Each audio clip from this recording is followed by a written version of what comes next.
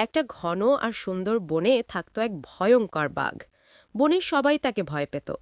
বাঘটা খুব শক্তিশালী হলেও সেই ছিল ভীষণ অহংকারী। সে ভাবত, এই বনে আমার চেয়ে শক্তিশালী আর কেউ নেই। সেই বনে থাকত এক চালাক হায়না। হায়না শক্তিতে দুর্বল হলেও বুদ্ধিতে ছিল খুব তীক্ষ্ণ। সে সব সময় সুযোগ বুঝে কাজ করত। একদিন বাঘ শিকারে বেরিয়ে অনেকক্ষণ ঘুরেও কিছু পেল না। ক্ষুধায় তার চোখ লাল হয়ে গেল। ঠিক তখনই হায়নাকে দেখতে পেল। বাঘ গর্জন করে বলল, আজ তোকে খেয়েই আমার ক্ষুধা মেটাবো।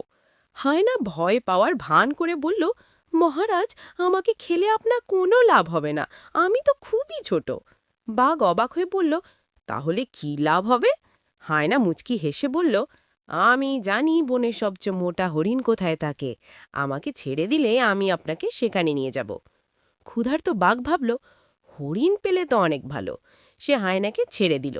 হায়না বাঘকে নিয়ে গেল বনের এক গভীর জায়গায়, যেখানে চারদিকে কাঁটা ঝোপ আর পাথর। হঠাৎ হায়না চিৎকার করে বলল, এই তো হরিণ! বাঘ ঝাঁপ দিতে গিয়েই কাঁটা ঝোপে আটকে গেল। যতই ছাড়াতে যায় ততই ব্যথা পায়। এই সুযোগে হায়না হেসে বলল, শক্তি থাকলেই সব হয় না, বুদ্ধিও দরকার। এই কথা বলে হায়না দৌড়ে পালিয়ে গেল। অনেক কষ্টে বাঘ নিজেকে ছাড়ালো। সেদিন সে বুঝল, অহংকার আর রাগ মানুষকে বিপদে ফেলে।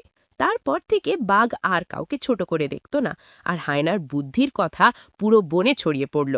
শুধু শক্তি নয়, বুদ্ধি আর ধৈর্যই আসল শক্তি। গল্পটি যদি ভালো লাগে তাহলে লাইক দাও, আর কার্টুন বাড়ি গল্প চ্যানেলটি সাবস্ক্রাইব করো।